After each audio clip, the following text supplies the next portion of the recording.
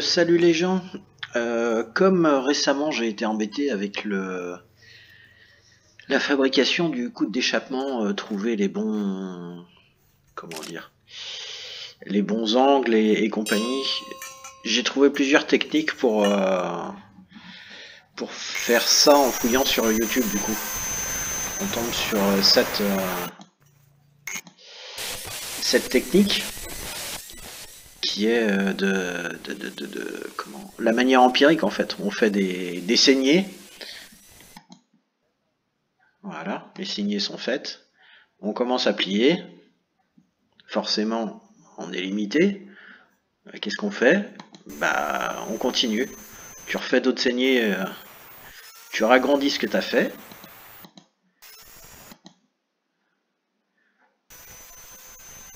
Et normalement, tu vois le truc, ça finit par plier de plus en plus.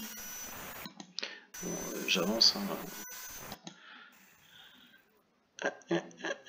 Et à la fin, tu finis par réussir à faire ton 90 degrés. Donc c'est une méthode empirique. La deuxième méthode que j'ai trouvée, c'est ça. C'est ultra simple et bon, forcément, on peut le faire avec plus qu'un angle de 90 degrés, mais il faut juste un compas, prendre les diamètres de tubes, reporter ça, diviser ça par le nombre de sections qu'on veut faire et hop, c'est parti quoi. C'est super rapide. Je vois le truc, ça va être mais diablement plus simple que ce que j'avais fait. Là, il se complique un petit peu la vie. Je crois que je vais faire un truc plus simple que ça. Voilà, on fait des découpes, tout ça pour ce résultat-là, quoi.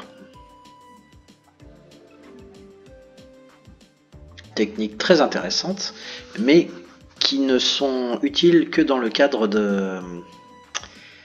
d'un tube qui est toujours de même diamètre. Tandis que la technique suivante, c'est beaucoup plus détaillé. Bon, alors forcément, ça commence toujours pareil avec un angle à 90.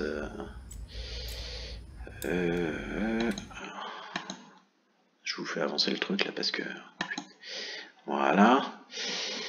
Il prend toutes ces mesures, tout ça. Il définit le nombre de secteurs. Ça, c'est le diamètre du tube. Et en fait, cette technique-là, elle est super intéressante parce que si par exemple à la première section j'ai 36, ici 38, ici 40, je peux le reporter sur le dessin et enfin ça facilite la vie quand on veut faire un pot. Franchement,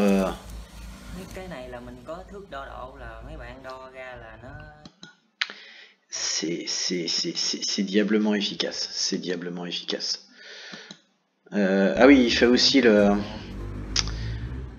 parce que tout ça là, ça sert à faire le tracé de ce que j'appelle développer. Je sais plus si c'est ça le terme exact.